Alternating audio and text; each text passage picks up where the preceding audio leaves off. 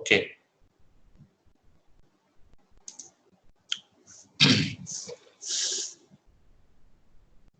So good afternoon all.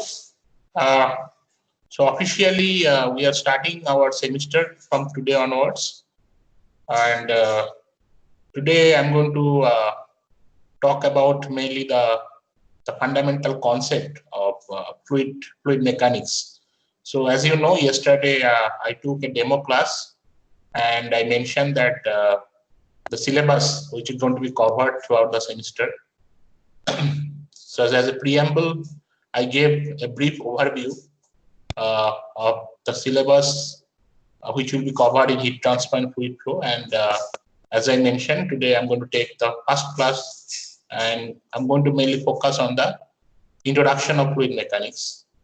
So if you move to the slide number 2, I think all of you are heard the term mechanics. Mechanics is the most oldest term in physical science, which is being used to deals with the the science, the physical science concept, which are applicable for stationary and moving bodies. So under that branch of mechanics, there are two subcategories that exist, which are actually statics and dynamics. So statics and dynamics can be two different subcategories, where actually when you talk about fluid mechanics, where actually the fluid is at stationary state, which is called fluid static. But when the fluid is under motion and there is the interaction between different fluid layers with another fluid, or fluid with the solid, or fluid with the gas, then the subcategory comes under the name of fluid dynamics. So that's the thing, fluid mechanics, where actually we're going to talk about the behavior of static fluid and behavior of fluid which is under motion. It's going to be dealt throughout the semester. So moving to the third slide, next slides. Here actually I'm giving you the definition of different terminology. You can see the term fluid kinematics is been given. The fluid kinematics, actually, the definition is actually it is the study the behavior of fluid under motion, but when there is no pressure force being considered. So that is what actually call it fluid kinematics. And if the pressure force is considered, where actually consider the variation of pressure when the fluid is flowing through a channel, through a tube or a plate or any other medium, then it comes under the category of fluid dynamics. Also, fluid mechanics itself divided into several categories. There are like compressible, incompressible, viscous, inviscid. So those are the thing, or maybe steady state, unsteady. So will come as the slide progress.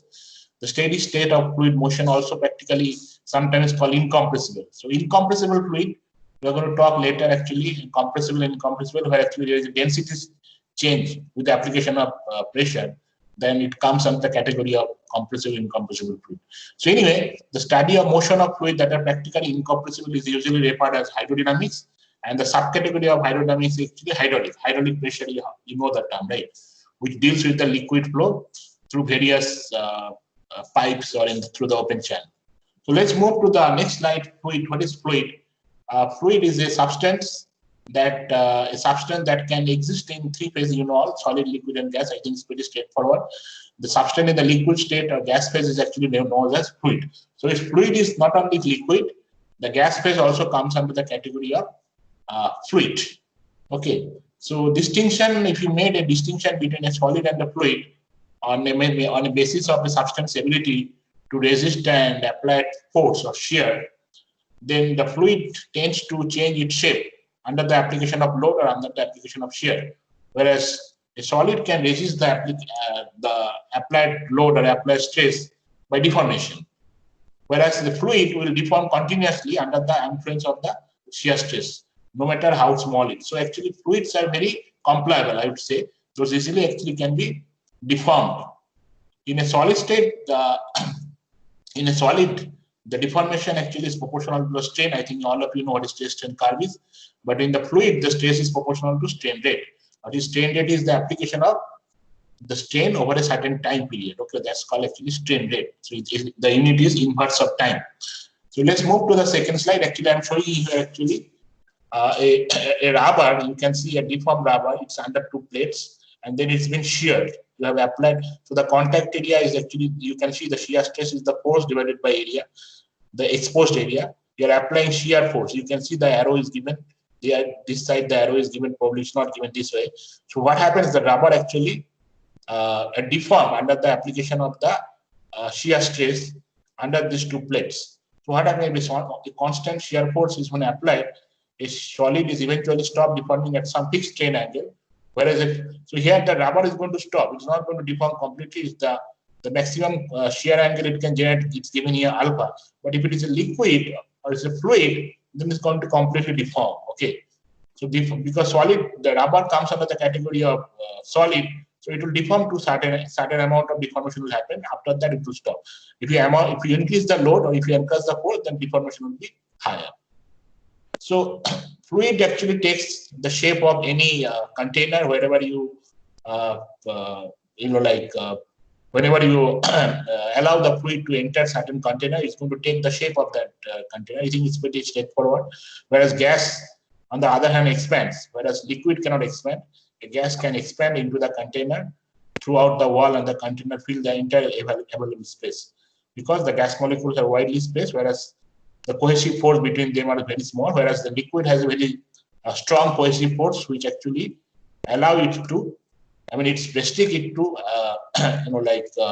expand throughout the surface or throughout the outside of the container wall also. So let's move to the next slide. Actually, it gives the brief difference between the liquid and gas. I think it's pretty straightforward. What I just said in the previous slide, you can read these differences. It's nothing extraordinary. You can read and understand. So let's move to the application. This is the most important slides. Why you are going to deal with the fluid mechanics? Because it has a wider application. The fluid mechanics, it's starting from household items to, biomechanics like blood flow through the arteries, veins, through the cerebral fluids, the household item, the hot gas flowing through the cold water, the tap water flowing through the piping, duct, okay, the refrigeration, vacuum cleaner, everywhere, you just name it.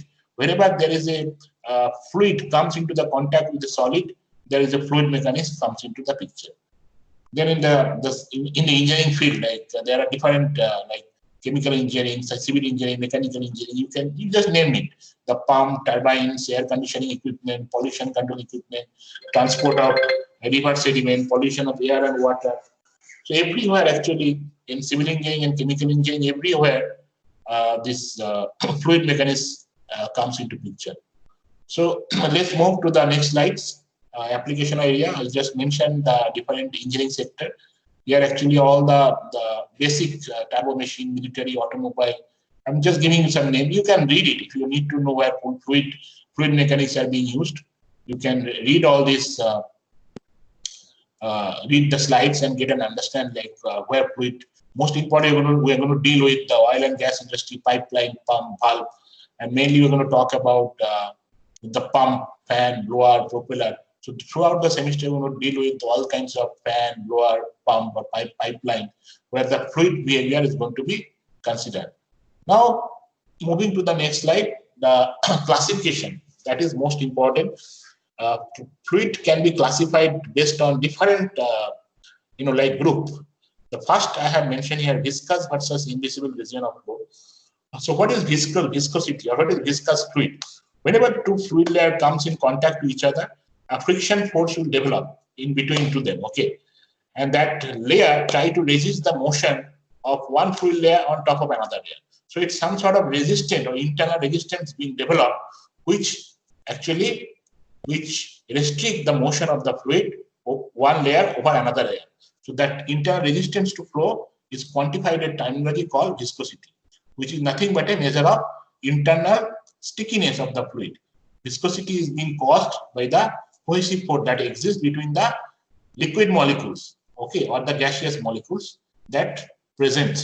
So that is what is viscosity. If I move to the next slides, if almost all kinds of fluid exhibit viscosity, hardly there are any fluid which does not exhibit viscosity. However, in some practical system, there are regions where there is hardly any viscosity exists. So if that is the case, if the viscosity term can be ignored, then it is called invisible flow region. Okay. So I'm going to show you a schematic picture here. I think slide number 13. You see here, this is actually showing some like dendrite heads or some sort of like projector, where the fluid actually moving from left to right. As the arrow sign is given, fluid is moving from this side to this side, and there is the biggest resistance comes from the interface, the fluid solid interface, where the resistance is higher. I'm just moving my, hovering my cursor. You can see this is the boundary layer. It's called the boundary layer, where actually the resistance is higher, and there actually the viscosity or the viscous flow develops. But in between this region, there is hardly any resistance. This is the region I'm just moving here. This is this region, there is hardly any resistance. So this particular region is called inviscid internal core, or the inviscid regions. Whereas boundary layer, or as the far away from the tip of that solid, in this region, fully viscous flow develops. So if I consider this whole picture, there is a the viscous region into the interface, whereas in between two solids, there is hardly any resistance from the solids or the fluid. So that is known as inviscid region. So let's move to the next slides and call what is the definition, the difference between internal and external flow. It's very simple. The flow of an unbounded fluid. So what does that mean? That the fluid is flowing over a surface or through a wire or a pipe. That is called external flow. And if fluid is flowing through a pipe or a duct, then it's called internal flow. It is very straightforward. Then the next slide is the most important slide, what I just mentioned at the start of the talk. What is compressible versus incompressible flow? So if I ask you what is compressible flow, the answer should be a flow classified based on how its density change. Okay, if under the application of a motion or a pressure. Okay, if the fluid is said to be incompressible if the density remains nearly constant. Whereas if the density changes with the application of let's say increase of time, a certain temperature, or maybe the application of some sort of pressure, then the fluid is going to call compressible fluid. Okay, therefore volume of every portion of the fluid remain unchanged over the course of its motion when the flow is incompressible if the density of liquid are essentially constant, and thus the flow of liquid is typically incompressible. Whereas liquid referred to as incompressible substance when the application of pressure. I'm giving an example here in the next slide. If we apply a pressure of, let's say I have applied a pressure of 210 atmosphere, then the density is going to change 1 atmosphere. Okay, the liquid water density change 1 atmospheric pressure. So it's the 1% change happens. So that flow, that is why it is called compressible fluid. Similarly, gases. I have given an example of compressible gas. The pressure change of just 0.01 atmosphere will cause 1% change in the density. So this pretty much all the real fluids exhibits compressible behavior, where actually density gets changed with the application of, density will change under the application of a pressure. Okay. Next slide, if you go, the laminar versus turbulent flow. I think you have all heard the term laminar flow and turbulent flow. Some flow are smooth and orderly. You can see that here. I think this is the most the better image I have. This is this laminar flow. You see that each layer of fluid flowing past each other in the same fashion. What does that mean? There is no mixing of liquid or mixing of fluid layer. Okay, so that is what is known as laminar flow. Whereas if you look at the bottom picture here, there is a mixing, internal mixing of the each fluid layers with each other. So that is why actually turbulent flow, that is called turbulent flow. So if I go to the definition, the highly ordered fluid motion characterized by smooth layer called laminar flow, and highly disordered fluid motion typically occurs at high velocity is characterized by the velocity fluctuation known as turbulent flow. And then in between laminar and turbulent flow, there is a transition region. Okay, that is called transitional fluid behaviors. Let's move to the next slide. Again, here it's given the flow of low viscosity fluid such as air. Air has very low viscosity. So generally low viscous fluid at high velocity will exhibit turbulent flow, whereas a high viscosity fluid at low velocity will exhibit laminar flow. As an example, oil. Okay, oil actually has very high viscosity, so at low velocity it will exhibit laminar flow. And a flow that alternates between these two regions is called transition flow. Let's move to the next slides. Here actually I'm talking the natural and forced flow, natural or unforced flow, and another is forced flow. A fluid flow is said to be natural or forced depending on the how the fluid motion initiated. Generally, what happens? Air is flowing outside. Like if you step out of your home, you see air is flowing, but does it flow by what? I mean, is it flowing naturally? I mean, you can say natural, but maybe there is some fluctuation of like temperature. In this, maybe sun was very hot during the daytime, so the the like the the air which is on the top of the surface got hot, and then it actually displaced from its position, and then cold air came in. That is the concept of convection, and that might have created a depression, and that is the reason might be there is a winds coming from the one direction. So that is actually called though it is comes under the category of natural convection, but forced convection actually is something like when you apply some sort of external means to create a fluid characteristic of fluid behavior, just like a pump or fan. Okay, so if you want to dry something, a fluid behavior, then you start a fan, or maybe you are applying some sort of pump to take liquid from one place to another. So those are actually comes under the category of forced flow. In natural flow, fluid motion is natural due to the buoyancy effect, like water coming in a pond or in a river, like due to buoyancy, the water from the bottom coming to the top. The rise of the warmer layer, warmer fluid, and the fall of cooler fluid. So those are actually comes under the category of natural flow.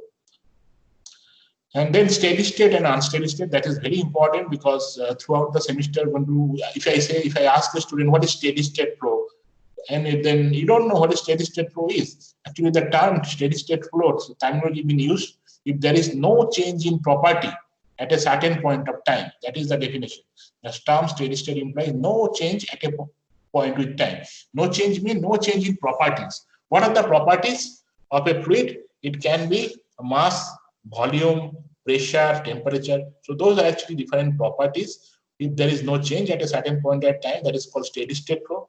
There are other properties like viscosity, like electric property. Those are also properties. So those are actually comes under steady state flow.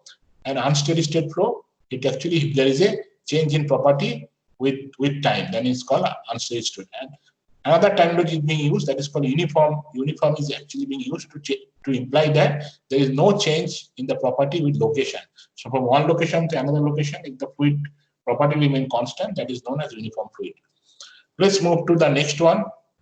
We're going to talk about various properties of fluid. What are the properties? Do you know what are the properties? There are few properties which is called intensive properties, and some properties are called extensive properties.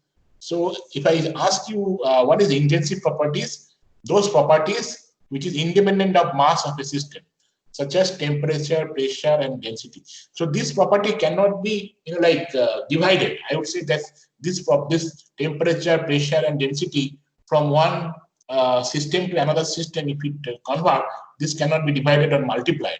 So that is why it's called intensive property. Whereas extensive property, those properties that whose value depend on the size or extent of the system. So this is system specific. Those are actually called extensive properties, like the mass, volume. So that comes under the category of extensive property. So as an example, if you see here, this is a very nice example. You just look at this to the system. Here I have written M, V, T, P, and rho. So this is mass, volume, temperature, pressure, and density. So except mass and volume, the temperature, pressure, and density, you cannot multiply or divide if you check from one system to another system. But mass can be divided. Even volume can be divided, right? So this is how actually it is being better to understand. So mass and volume comes under the category of extensive property because it's system specific, but temperature, pressure, and rho, which is mass independent and which cannot be multiplied or divided from one system to another system, that is system independent. That is called intensive properties. So let's move to the various properties. I think all you know what is density is. This is just a mass by volume. If you don't know, I mean, I'm very sorry to say, then most important, specific weight. So move slide number 25. Here I'm talking about weight. Everybody knows what is specific weight. Specific weight of the fluid divided by the volume of the fluid. Now weight actually mass into acceleration. So if I put into this value, then it's come mass by mass of fluid into G, because acceleration due to gravity is G. Now mass by volume is rho. So actually the specific weight or weight density is called rho G. So if I multiply density with acceleration due to gravity, that is the terminology which is being used to know as specific weight or weight density. So that always keep it in mind. Okay, specific weight is nothing but density multiplied by acceleration due to gravity. Specific volume, it is the volume of the fluid divided by mass of the fluid. You all know what is the volume. So if I just take the inverse, mass by volume, which is nothing but mass by volume is what? Density. So 1 by rho. So specific volume is actually being given by 1 by rho. And the unit is the opposite, because the density has a SI unit kg per meter cube, whereas the specific volume meter cube plus kg. It is mainly being used when it deals with gases. Okay. So that is where actually specific volume comes into picture. Let's next move to the next slide, specific gravity. And as you see here, specific gravity is defined as the ratio of the weight density of a fluid to the weight density of a standard fluid. So standard fluid, you have to take into consideration water, because water density is known at STP, it is 1000 kg per meter cube. So for the specific gravity, what happens, the density of that particular liquid is divided by the specific gravity, weight density of the water. Similarly for gases, the weight density of gas is divided by weight density of air. So weight density of liquid, if I take this equation, the weight density of liquid will be nothing but specific gravity into weight density of water. So that is 1000 into 9.81 Newton per meter cube, because the weight density is rho G. G is 9.81. So that is what actually the weight density of a liquid. But this density of liquid is actually, therefore, any density of a liquid is specific gravity into density of water. So if you look into this table, that will clear the picture. Water specific gravity is 1, because water density and specific gravity is same. But for any other fluid or any other commodities here, you can see that this is mainly for mercury. You can see 13.6. So what will be the density of mercury? It will be 13.6 times 1000. That will be 13,600 kg per meter cube. So that is how specific gravity is being calculated.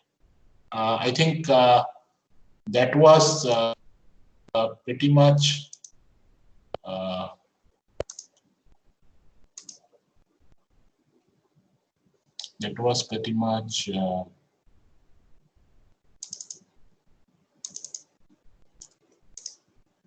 I think that's for today. I don't have, I'll stop the recording.